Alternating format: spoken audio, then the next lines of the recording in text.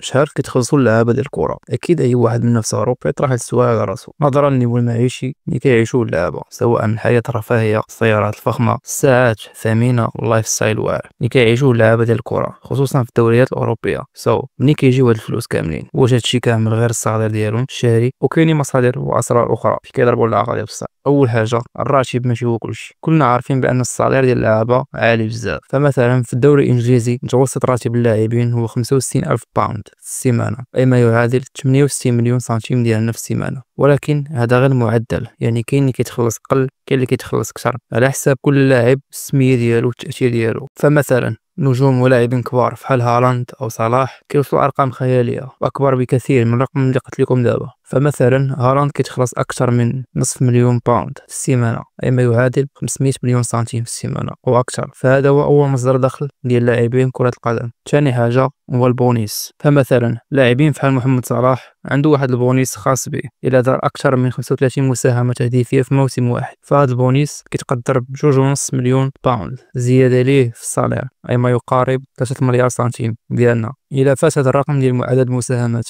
مثال اخر، فمثلا مدافع فان دايك عنده حتى هو واحد البونيس ديال كلين شيت، يعني الى وصل اكثر من 20 كلين شيت موسم واحد كتزاد ليه 750 الف باوند من فوق الصالير ديالو. ثالث حاجه، وهنا في كاين العقل ديال بصح، وهي حقوق الصورة. واش عمرك سولتي راسك كيفاش اللاعبين الكبار كيحققوا مداخيل خياليه ملايين دولارات فوق الراتب اللي ديجا عنده؟ السر كاين في واحد الكنز اللي هي حقوق الصورة. فغير شي واحد منكم غيقول لي شنو هي حقوق الصورة؟ فحقوق الصورة هو الحق اللي كيمتلكو اي لاعب لاستغلال الصورة ديالو سميتو اغراض تجاريه. بمعنى اخر، اي اعلان او منتوج او لعبه او اي حمله تسويقيه كيعلن عليها اللاعب وكتكون متعلقه بالصوره ديالو، فراه كيتخلص عليها بزاف ديال الفلوس. فمن اكثر اللاعبين اللي فهموا هذا البلان ومشاو فيه بعيد كنلقاو مثلا ديفيد بيكام او كريستيانو رونالدو. فعلى سبيل المثال كريستيانو رونالدو من اوائل اللاعبين اللي فهموا قيمه حقوق الصوره، مشى بعيد.